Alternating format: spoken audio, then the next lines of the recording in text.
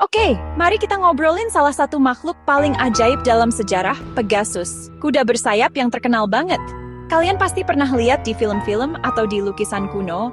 Tapi kira-kira ada nggak ya kemungkinan Pegasus itu beneran ada? Atau ini cuma cerita dongeng belaka yang udah ada dari dulu banget? Pegasus itu asalnya dari mitologi Yunani. Katanya Pegasus muncul dari darah Medusa setelah dia dibunuh sama pahlawan Perseus. Iya, seekor kuda terbang beneran keluar dari leher monster. Dia jadi teman setia pahlawan Bellerophon dan bareng-bareng mereka ngalahin Chimera.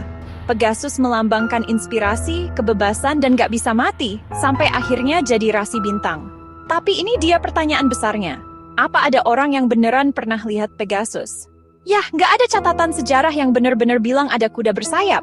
Gak ada fosil, gak ada saksi mata.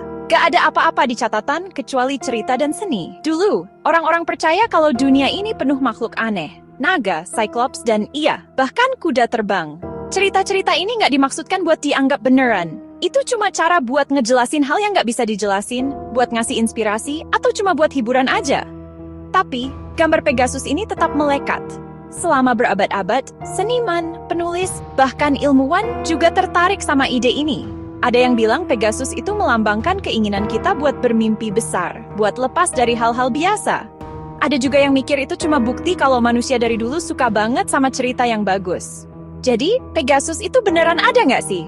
Meskipun aku pengen banget bilang kalau ada lembah tersembunyi di mana kuda bersayap masih terbang, kenyataannya, Pegasus itu hidup di imajinasi kita. Tapi mungkin itu yang bikin legendanya jadi kuat banget.